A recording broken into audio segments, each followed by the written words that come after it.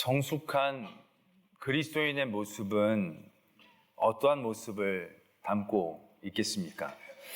기도를 열심히 하는 분들, 기도를 진짜 많이 하는 분들 중에 성숙한 그리스도인의 모습을 발견할 수 있는 분들 있었습니다.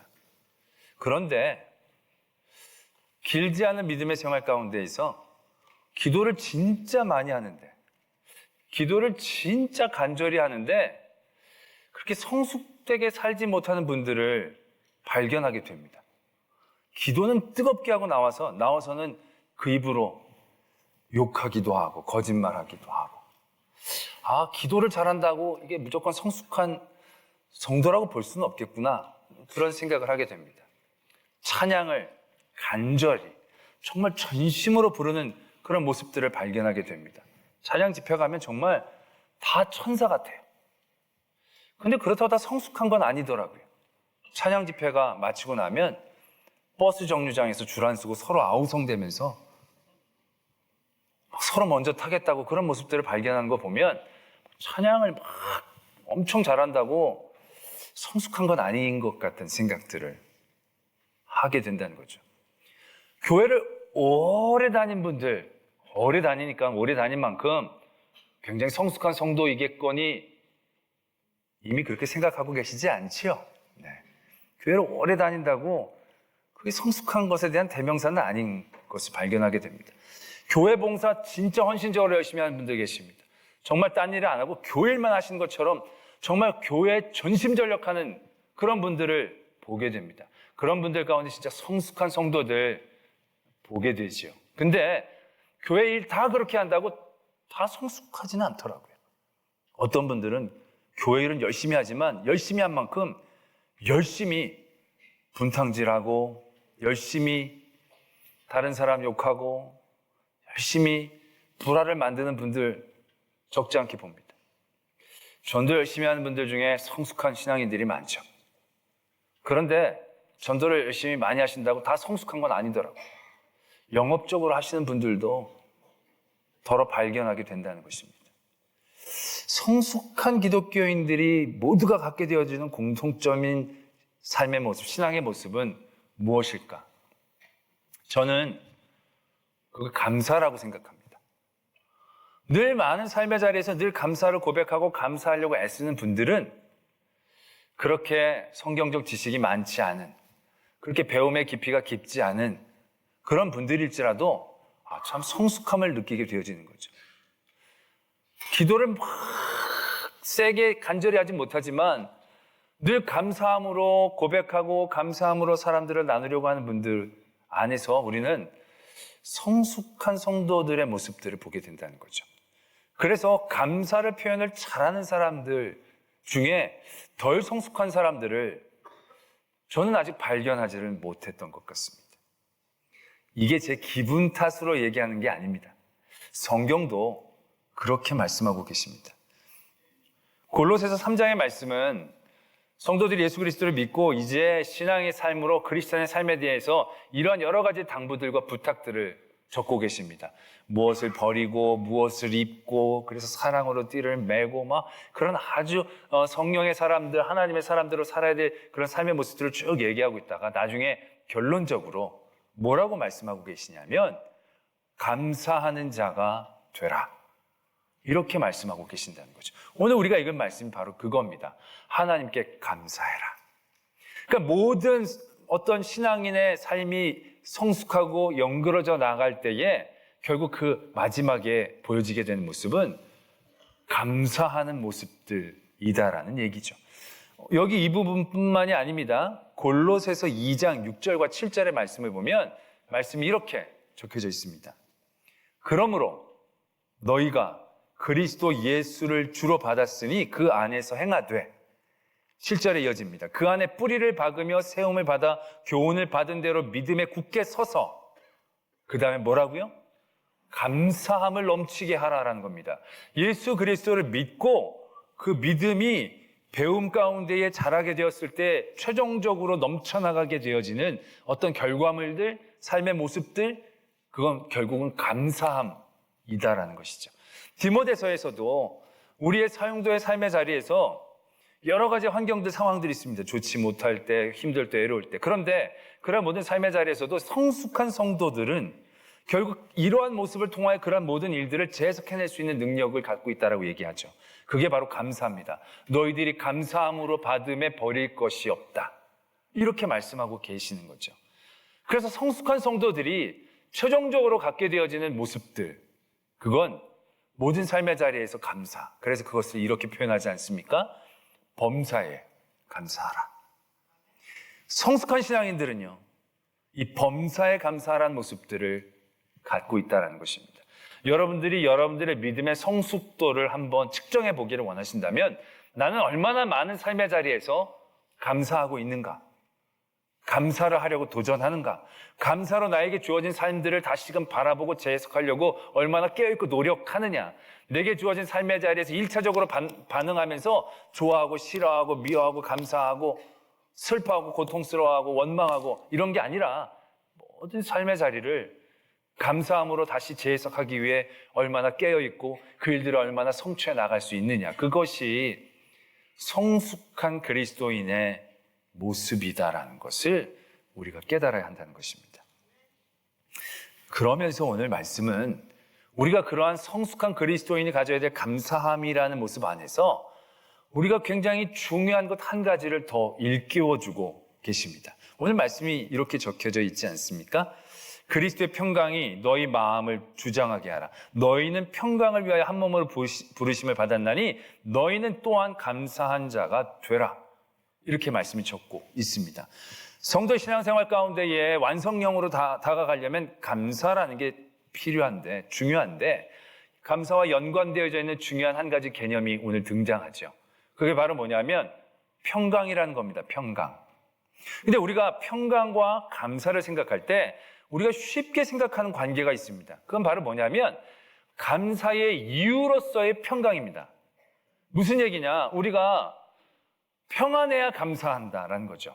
그러니까 내 삶에 문제가 없고 걱정이 없고 근심이 없고 모든 일들이 잘 풀려. 그럼 감사한다 라고 이해를 하는 거죠. 그러니까 이 평안이나 이 평강은 감사의 이유로 존재하는 겁니다. 그러니까 여기서 보면 평강이 먼저 있고 그 다음에 자연스럽게 감사할 수 있게 이렇게 우리가 이해를 하게 되는 거죠. 근데 오늘 말씀은 그렇게 적고 계신 게 아닙니다. 그럼 너희들 평강해라. 평강이 너희들 마음 가운데 있을 것이다. 그리고 너희들 감사해라. 이렇게 얘기해야 되는데 오늘 말씀은 이렇게 적혀 있습니다. 그리스도의 평강이 너희 마음을 주장하게 해라. 너희는 평강을 위하여 한 몸으로 부르심을 받았나니 너희는 또한 감사한 자가 되라. 이걸 문맥적으로 이렇게 이해해 보면 평강은 감사의 이유가 아니라 평강은 감사의 요소로 이해되어져야 한다는 것입니다. 제가 너무 말을 어렵게 했나요? 뭔 말인지 아시겠죠? 나는 뭔 말을 했는지 모르겠지만 여러분들은 이해해 주신 줄로 믿습니다.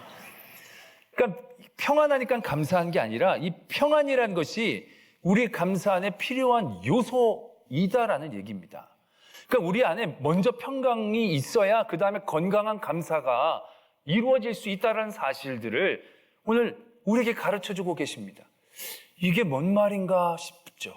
평안해야 감사하는 건데 이미 평안해야 그 다음에 건강한 감사가 된다? 이게 어떻게 이해를 해야 하는가? 우리가 그러려면 이제 그리스도께서 우리에게 주시는 평안, 평강의 핵심적 내용이 뭔지를 분명히 먼저 알아야 합니다. 오늘 그리스도의 평강이 너의 마음을 주장하게 하라라는 것은 그리스도가 우리에게 주신 평안으로 우리 안에 확실하게 그 근거와 기준을 삼어라. 뭐 이런 얘기거든요. 풀어서 얘기를 하면. 그러니까 그리스도가 우리에게 주시는 평안이 어떤 핵심적 내용을 갖고 있는지를 분명히 우리가 알아야 한다는 것이죠. 그것은 요한복음 14장에 이렇게 먼저 나와 있습니다. 예수님께서 제자들에게 내가 너희들에게 평안을 끼치노니 곧 나의 평안을 너희에게 주노라. 이렇게 말씀하고 계십니다.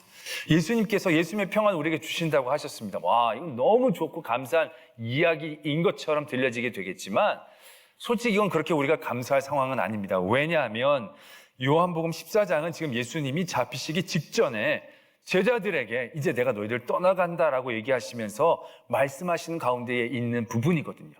그러니까 예수님의 삶은요 지금 평안하지 않습니다. 지금 엄청난 고통과 고난을 앞두고 있는 삶의 자리입니다. 겟세마네 동산에서 그렇게 간절히 하실 수밖에 없는 그러한 삶의 자리이다라는 얘기죠. 그러한 자리에서 예수님이 누리는 그 평안이라는 것입니다. 우리가 단순히 문제가 사라지고 걱정 근심이 없고 아주 그냥 편안하게 되어지는 그런 상황에 대한 이야기가 아니다라는 것을 깨닫게 되어지는 대목이죠. 그것이 나중에 더 분명해지는 게 요한복음 16장에서 나타납니다. 요한복음 16장 33절에 이렇게 적혀져 있습니다. 이것을 너에게 이르는 것은 너희로 내 안에 평안을 누리게 하려 함이라. 세상에서는 너희가 환난을 당하나 담대하라. 내가 세상을 이기었노라. 제자들에게 평안을 얘기하고 계십니다. 그런데 환난을 당한다라고 또 얘기하고 계신다는 것입니다. 그러니까 이게 환난이 없는 그러한 상태를 의미하는 게 아니라는 게 명확한 거죠. 그럼 예수님께서 내가 너희들에게 평안을 주겠다라고 하셨을 때 그 평안의 핵심적 요소는 뭐냐? 바로 그 16장 33절에 말씀하고 있듯이 너희가 내 안에 있는 것을 의미하는 거죠. 예수님의 평안도 마찬가지입니다. 33절 위에 32절에 이렇게 말씀이 적혀져 있거든요. 보라 너희가 다 각각 제 곳으로 흩어지고 나를 혼자 둘 때가 오나니 벌써 왔도다. 그러나 내가 혼자 있는 것이 아니라 아버지께서 나와 함께 계시느니라. 예수님의 삶의 자리는 지금 고난과 고통을 앞두고 있습니다. 그런데 괜찮아요. 평안해요. 왜? 앞으로 아무 문제가 없을 것 같아서가 아니고 아버지가 나와 함께 하시니까. 그 관계 평안함이다라는 것이죠. 그게 예수님이 느끼고 있고 예수님이 품고 있는 평안이었고 그게 예수님이 우리에게 주시고자 하시는 평안의 핵심적 내용입니다. 이건 예수님이 제자들에게 주시고 싶어 하시고 우리에게 주시려고 하셨던 평안의 내용뿐만이 아니라 전통적인 평안의 내용이기도 합니다. 여호수아가 가나안 전쟁을 앞두고 두려워하고 있을 때 하나님이 그에게 나타나서 이렇게 얘기하십니다. 두려워하지 말라, 놀라지 말라. 그 다음에 내가 너를 이기게 하겠다? 그게 아닙니다. 내가 너와 함께 하겠다. 승패에 대한 얘기를 하고 계신 게 아니고 관계에 대한 얘기를 하고 계신다는 거죠. 시편 23편에 더 명확하게 나타나고 있지 않습니까? 그 시편의 기자는 내가 부족함이 없다라고 고백합니다. 뭐 풍성해서요? 정말 고난과 고통이 없어서요? 아니죠. 여호와가 나의 목자이시니 내게 부족함이 없습니다. 내가 뭐가 있고 없고 이게 문제가 아닌 것이죠. 사망의 음침한 골짜기도 있습니다. 그러나 내가 사망의 골짜기를 다닐지라도 두려워하지 않아요. 왜? 주의 막대기와 지팡이가 나를 안위하시니까. 나와 함께 하시니까. 그러니까 평안해질 수 있다라는 것을 고백하고 있다는 것이죠. 이게 하나님이 우리에게 주신 진정한 평안이고 영원한 평안이다라는 것입니다. 우리가 이렇게 전쟁 영화 같은 거 보면 그런 장면이 납니다. 막 폭탄이 떠지고 그러면 막 방공호 같은데 사람들이 막 몰려있죠. 다들 두려워합니다. 막 두려워하고 있는데 그 가운데서 자고 있는 존재가 있습니다. 잘 수 있는 존재가 있습니다. 누구겠습니까? 물론 폭탄 소리 때문에 깨서 울기도 하지만 금방 달래면 엄마 품에 있는 애들은 잠을 잡니다. 두려워하지 않습니다. 걔네들의 두려움은 엄마 품에서 떠나는 것 이외에는 아무것도 없는 거죠. 그 관계가 얼마나 우리들을 평안하게 해주는가를 본능적으로 깨닫게 해주시는 대목이 되어진다는 거죠. 바로 그겁니다. 오늘 우리에게 그 평강을 요구하고 계시죠. 그리스도의 평강이 너의 마음을 주장하게 해라. 그러니까 우리가 그러한 평강으로 우리의 마음 가운데 품어야 한다는 것입니다. 그러한 바람으로 우리가 감사하기 전에 우리의 마음을 채워야 한다는 것입니다. 그런데 이게 하나님이 나와 함께 하시는구나. 그것을 깨닫고 그것으로 기뻐하고 누리는 그것으로 끝나는 것을 의미하는 게 아니라는 겁니다. 관계적 평안은 확장성을 갖게 되어집니다. 굉장히 어렵게 말을 하려고 내가 애를 쓰는 것 같은데 관계적인 평안은 그걸 나만 소유하고 나만 가지려는데 멈추게 하지 않고 그 평안을 나누고 전하고 함께 이어져 가는 것으로 나를 나아가게 한다는 것입니다. 오늘 말씀에 보면 너희에게 그 그리스도의 평강이 너희들의 마음에 있어서 그것으로 주장하는데 너희는 평강을 위하여 한 몸으로 부르심을 받았다라는 것입니다. 예수 그리스도와 우리가 관계가 맺어지면 그것으로 딱 끝나는 게 아니라 머리된 예수 그리스도를 통하여 나와 함께한 모든 그리스도의 형제 자매들이 지체되어 서로 이어져 거룩한 한 몸이 되어지는 데까지 나아가는 그러한 도전들을, 그러한 의무들, 거룩한 의무들을 우리가 깨닫게 되어진다는 것입니다. 왜냐하면 우리가 하나님과 함께 되어질 때 우리는 하나님의 마음을 알고 싶어 하는 거거든요. 하나님의 손길이 되고 싶어 하는 그런 마음이 드는 것이거든요. 하나님을 소유하는 게 아니니까. 그 하나님의 마음으로, 하나님의 눈으로, 하나님의 사랑으로.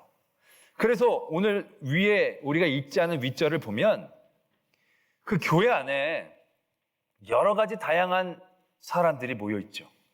교회란 공동체는 예수 그리스도로 모였기 때문에 사회적 배경이 굉장히 다양한 많은 사람들이 모여 있다는 것입니다.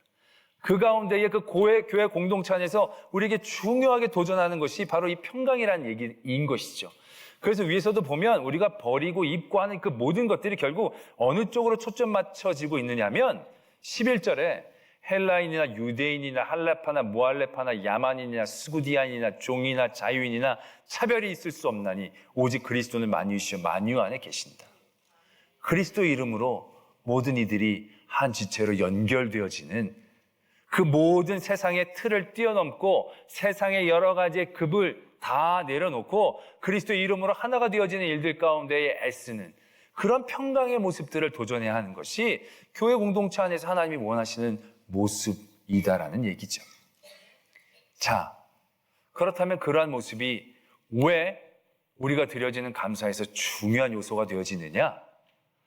그러한 평강에 대한 기준이 우리 안에 없고 그리스도의 평강으로 나를 주장하고 그 평강으로 한 몸을 위하여 부르심을 받았다는 깨달음 없이 내가 감사의 생활을 하게 된다면 이 감사는 이러한 감사가 되기 쉽습니다. 바리새인이 이렇게 감사합니다. 내가 저 세리와 같지 않음을 감사합니다. 그 바리새인은 분명히 감사를 한 겁니다. 그런데 예수님은 그 감사를 인정하지 않습니다. 그 감사를 감사로 받으시지 않습니다. 그건 하나님 앞에 상달되지 않는 감사이다라는 얘기죠. 왜요? 감사한 거잖아요. 내가 저 세리와 같지 않음을, 저 토색하는 자와 같지 않음을 감사합니다. 그 바리새인이 그 세리를 향한 예수 그리스도의 평강의 기준이 없었기 때문에 그러한 감사를 할 수 있게 되어진다는 것을 의미하는 거죠. 무슨 의미입니까? 세리나 토색하는 모든 사람들을 내가 하나님과의 평강 가운데의 기준 가운데에 나를 두게 되어지면 그 세리를 바라보는 눈이 내가 저 세리와 같지 않아서 감사합니다. 그렇게 기도되어지는 게 아니라는 얘기죠. 그 세리를 하나님의 마음으로 품게 되는 거죠. 내가 하나님을 잘 믿게 해주셔서 감사합니다라고 기도는 하지만 그 기도가 누구를 밟고 올라가는 기도가 되지는 않는다는 거죠. 내가 하나님 앞에 감사하는 것이 내가 무엇을 얻고 내가 누리는 것에 대한 감사는 될 수 있지만 누구 걸 뺏었기 때문에 감사하거나 누구 걸 밟고 올라갔기 때문에 감사하는 그런 감사는 우리가 드리지 않을 수 있다는 얘기죠. 그런데 지금 우리의 감사는 어떠한 감사가 많습니까?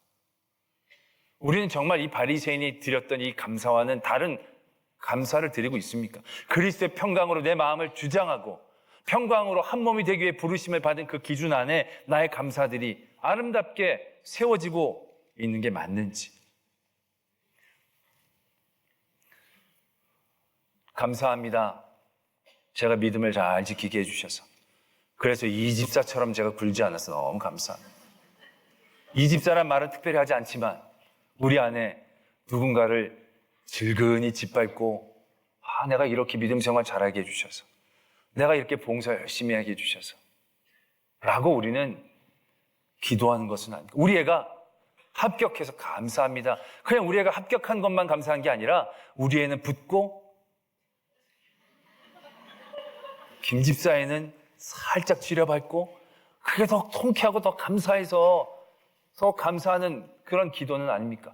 우리가 감사라고 하면 억지로 짜내면서 그런 기도를 하는 분들이 있죠.